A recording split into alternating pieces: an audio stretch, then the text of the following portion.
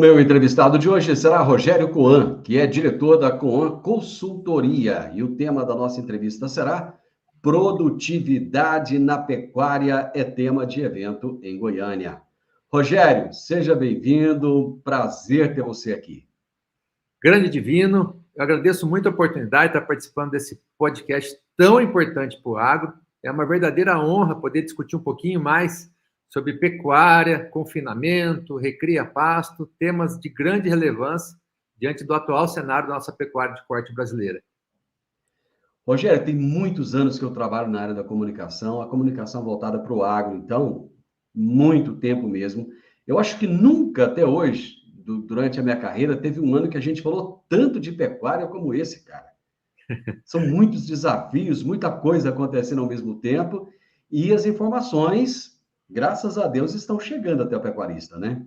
Não tenha dúvida, Divino, é um ano de bastante volatilidade, uma virada de ciclo pecuário. Nós saímos de um momento muito oportuno, vamos dizer, há 2 anos atrás, né, onde a arroba atingiu tetos de remuneração, mas com custo de produção alto, uma reposição também com ágio, e nós entramos numa nova nuance de pecuária, onde o pecuarista ele tem que buscar a eficiência produtiva para ele se manter competitivo e ter uma atividade rentável, né?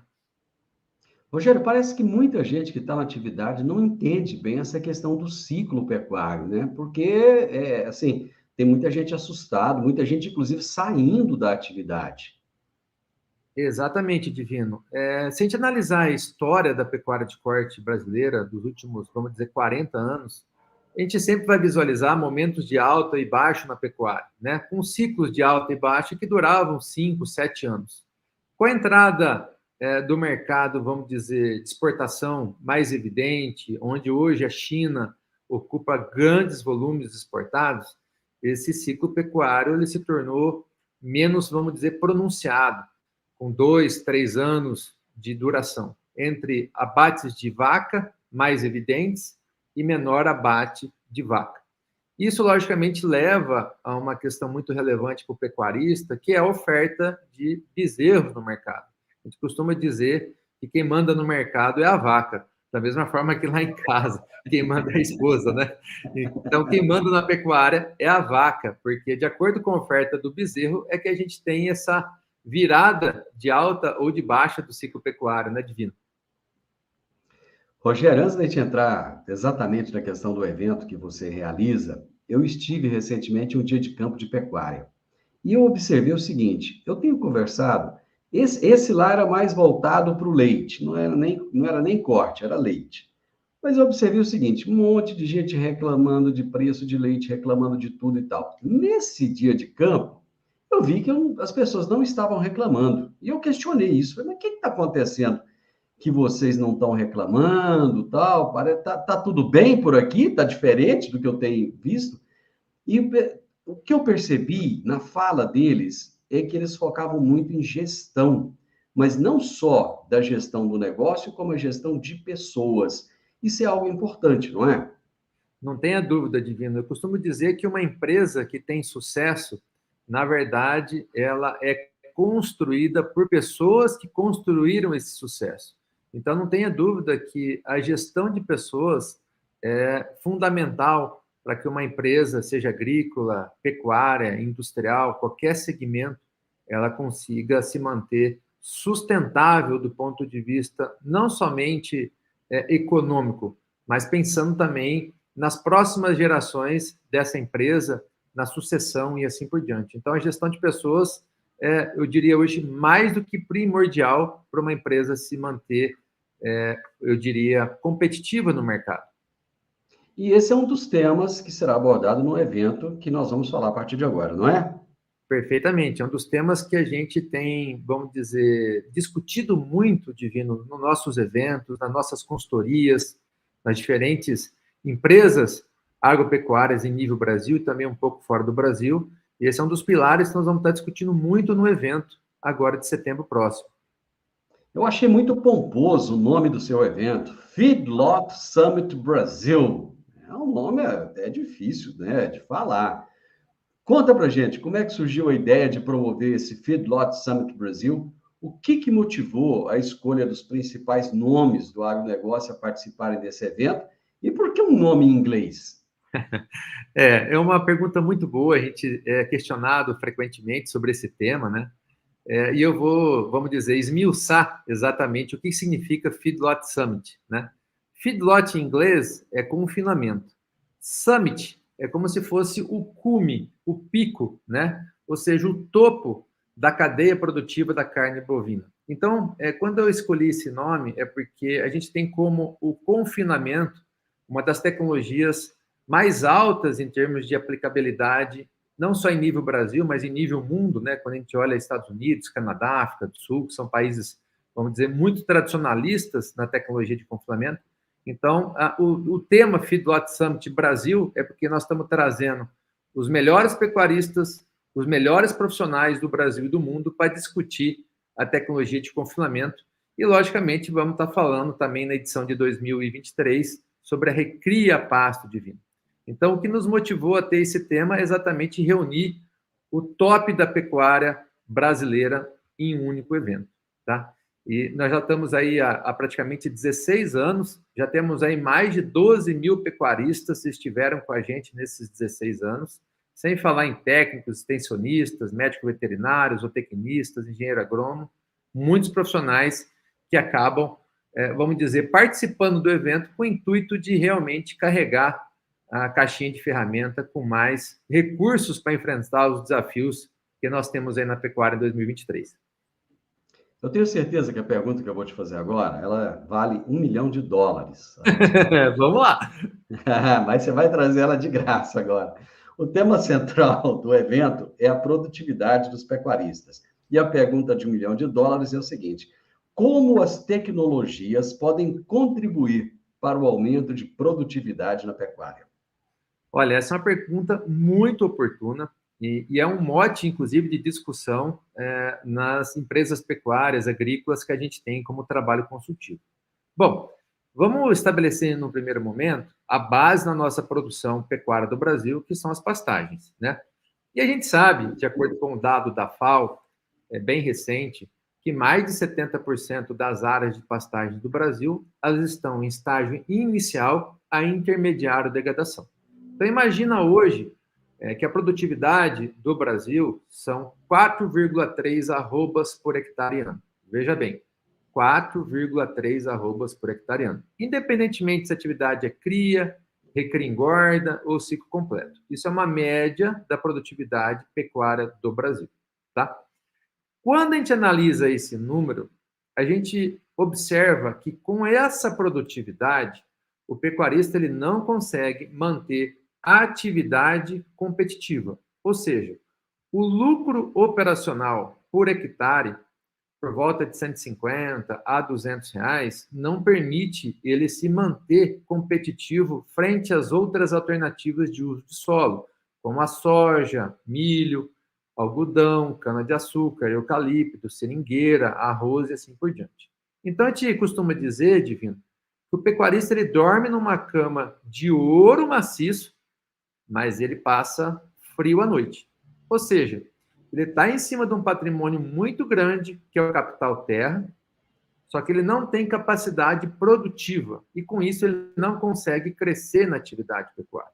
Então, quando a gente analisa a pecuária de corte do Brasil, com 4,3 arrobas, obviamente que a gente vê um cenário bastante adverso para esse pecuarista evoluir como empresário na atividade pecuária.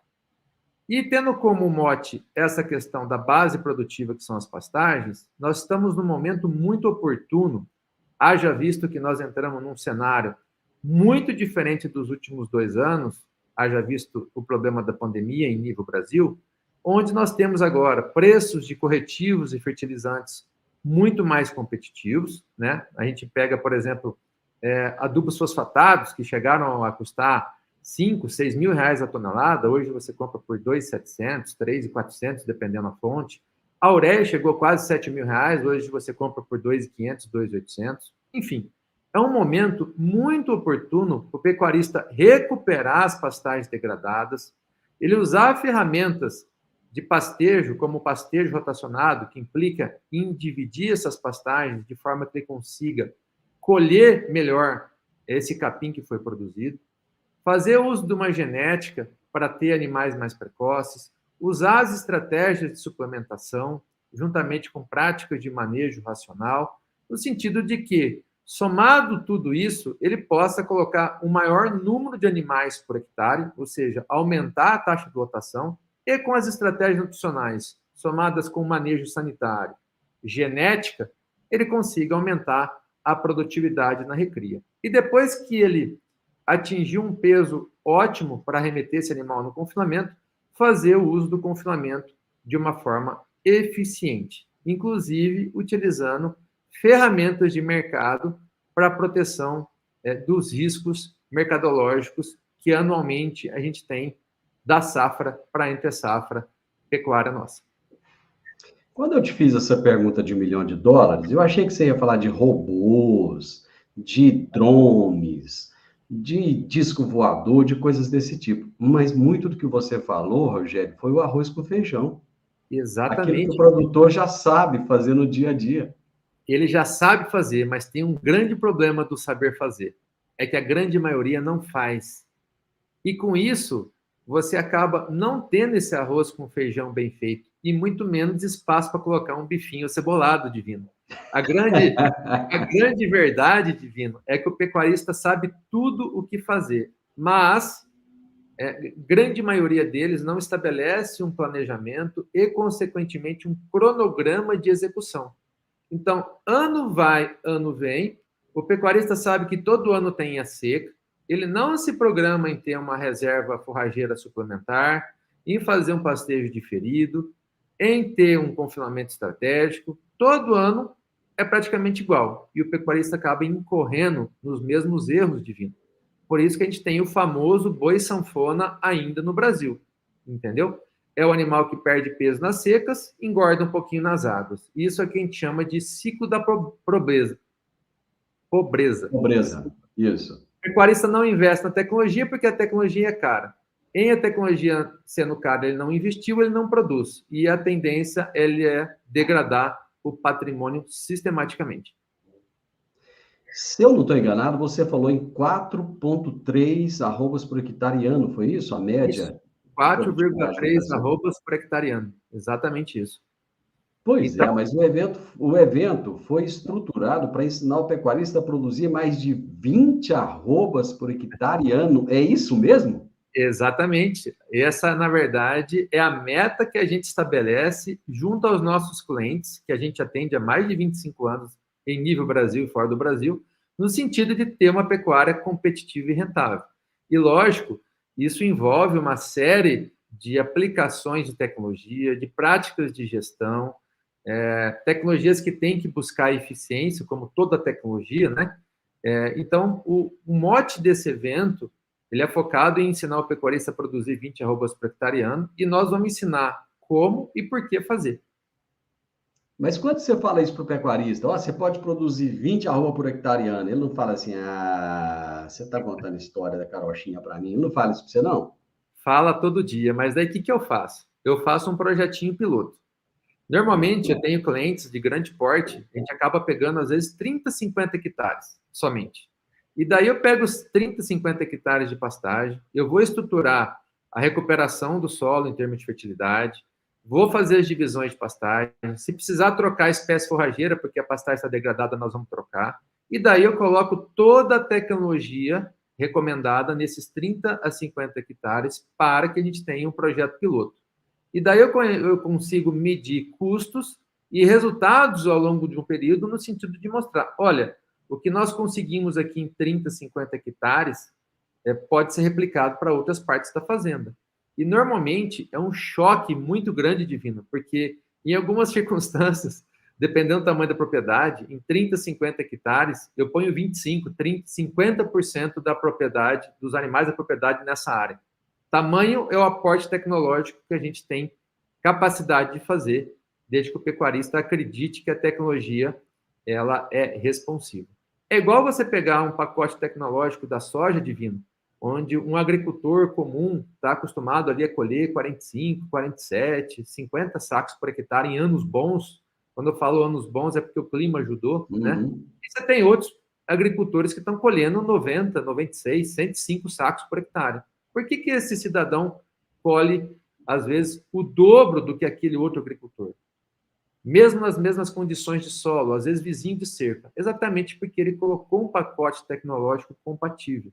Só que, como toda tecnologia, ela tem um ponto de equilíbrio para ser trabalhado.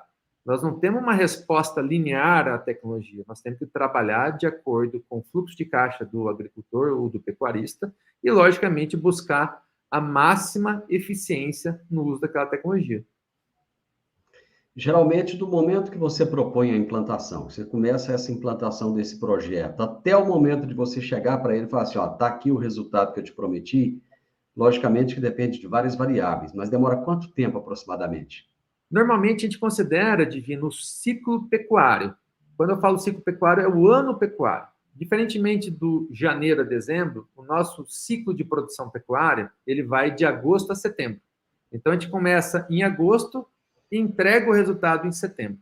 Então, eu tenho o período das águas e o período da seca praticamente consolidado e eu consigo, nesse período, mostrar o resultado daquele pequeno projeto em termos de aplicação de tecnologia. Então, eu faço tudo em termos de processo técnico e de gestão para mostrar a capacidade produtiva que aquele cliente, ou pecuarista, ou agricultor tem na utilização das tecnologias de produção. Além da produtividade, esse evento também vai abordar custo de produção, estratégia de mercado, gestão de pessoas. Quais são as principais dicas que você destacaria para que os pecuaristas pudessem gerenciar melhor esses aspectos em suas propriedades rurais? A primeira coisa que eu recomendo, Divino, é que o pecuarista ele tem que ser um empresário. E para ser empresário, ele tem que calcular custos de produção. Além dos custos de produção, é de fundamental importância que ele calcule também as métricas. As métricas, na verdade, são os KPIs, os indicadores de performance. Então, por exemplo, na atividade de cria, o que é importante o pecuarista conhecer? Bom, ele tem que conhecer, obviamente, a taxa de prenhez, a taxa de mortalidade da prenhez ao nascimento, a mortalidade do nascimento até a desmama, ele tem que conhecer o peso à desmama, ele tem que conhecer a taxa de desmama, que nada mais é do que do total de matrizes expostas que entraram em reprodução. Quantos bezerros e bezerras eu tive desmamado? Em consequência disso, tendo o peso dos bezerros e das bezerras e as matrizes expostas, qual foi a taxa de desmama e quanto que representou o peso dessas desmamas em relação aos quilos das matrizes que entraram em reprodução. Então, uma vez que o pecuarista tem custo de produção e ele tem essas métricas, ele consegue medir se ele está sendo eficiente ou não. Fazendo uma analogia com a soja, Divino, imagina que você tem um agricultor que gastou R$3.000 por hectare. Todos os custos de produção culminaram em R$3.000 por hectare. E ele produziu 60 sacos. Então, R$3.000 dividido por 60, ele tem um custo de 50. Se ele vendeu a 120, um exemplo, ele está ferindo X reais de lucro. A mesma coisa serve para o pecuarista. Uma vez que ele tem um custo de produção do bezerro, da bezerra, e ele vendeu a determinado preço, ele consegue aferir, obviamente, qual foi o lucro por cabeça e, consequentemente, por hectare. Então, todos os cálculos que a gente tem hoje na pecuária, eles remetem ao lucro por hectare. É uma forma dele, inclusive, comparar com outras alternativas de uso de solo. E, lógico, à medida que ele tem custo de produção, Divino, ele consegue avaliar se uma tecnologia X, Y ou Z ela pode ser implementada, quanto que ela vai colaborar em aumento de produtividade e, consequentemente, em custo e em lucro por hectare. Então, entendam que pecuarista que não calcula custo é igual você decolar com um avião de Goiânia rumo em São Paulo, mas você não fez plano de voo e você não checou quanto de combustível tem no tanque. Você até pode decolar na proa correta, mas tem grande chance do avião cair no caminho, concorda?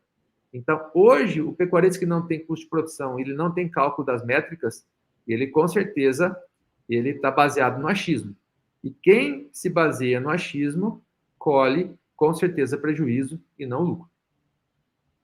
Rogério, o evento vai acontecer em Goiânia nos dias 14 e 15 de setembro, é isso? Exatamente isso, exatamente 14 e 15 de setembro próximo, no espaço 2IPs, que fica lá no Clube Jaó, um lugar espetacular para a realização de eventos de grande porte como esse, onde a expectativa é ter por volta de 1.200 a 1.300 pecuaristas, técnicos, extensionistas de todo o Brasil, além de Paraguai, Uruguai, Argentina e Bolívia. Quem quiser saber mais informações, quem quiser participar do evento, como é que eles vão encontrar essas informações? Basta acessar a plataforma da Coan Consultoria, que é www.coanconsultoria.com.br. Vai aparecer um banner ali do Feedlot Summit Brasil 2023, basta clicar nele e automaticamente já vai cair na página de inscrições, onde a pessoa pode garantir a inscrição ainda do segundo lote, que está com desconto promocional. Então, vamos repetir a o Coan é com N de navio, né? Exatamente, Coan é com N de navio, coanconsultoria.com.br. Muito bem, aí as pessoas vão poder participar. Existe um limite? Você falou que tem em torno de 1.200 pessoas que vão participar. Existe um limite de venda A gente tem limite de venda por lote, né? O primeiro Uhum. lote já esgotou as inscrições, nós já estamos com quase 1.000 inscritos e estamos praticamente aí 50 dias do evento, mas como o brasileiro deixa para a última hora, né, Divino? A gente sempre tem nos últimos 15 dias ali uma avalanche de gente querendo participar. O ano passado, nós limitamos o evento em 1.250 participantes e nós lotamos a casa. Na verdade, nós tivemos 1.257. De última hora, nós tivemos ali praticamente 7 pessoas que vieram do Paraguai sem avisar, e nós acabamos concedendo a presença desses pecuaristas do Paraguai, em respeito à distância, a todo o investimento que eles fizeram em estar junto conosco no Feedlot Summit de 2022. Rogério, mais próximo do evento, a gente vai voltar a conversar, de preferência até tendo um desses palestrantes aí conversando com a nossa audiência também. Com certeza. Muito obrigado pela sua participação aqui. Eu acho que vai ser um evento incrível, tenho certeza disso, né? Até pela tradição que ele tem. Estou aqui à disposição, tá? E vamos falar mais desse evento mais próximo. Muitíssimo obrigado, viu? Eu que agradeço, Divino, grande honra falar com você e parabéns por esse podcast, porque eu acredito que esse tipo de iniciativa é o que fomenta a gente buscar uma pecuária mais competitiva, mais rentável. Então, você está de parabéns por essa iniciativa, porque ela vem em encontro dos anseios do pecuarista moderno. Muito obrigado, meu amigo. Um abraço. Um grande abraço para você, fica com Deus. Fica com Deus. Eu conversei com o Rogério Coan, que é diretor da Coan Consultoria, e ele falou a respeito de um evento que irá realizar em Goiânia, no mês de setembro, que é o Feedlot Summit Brasil. Vai buscar informação, tenho certeza que você vai gostar muito. E ele vai tocar muito na questão da produtividade. Quando eu falo ele, é a equipe que ele tem lá de palestrantes renomados, inclusive internacionais. Nós vamos tocar mais nesse assunto um pouco mais para frente, tá bom? Você gostou dessa nossa prosa? Deixa um gostei, compartilhe com outras pessoas, deixe um comentário para a gente e se inscreva nesse canal. Grande abraço para você e até a nossa próxima prosa. Tchau, tchau.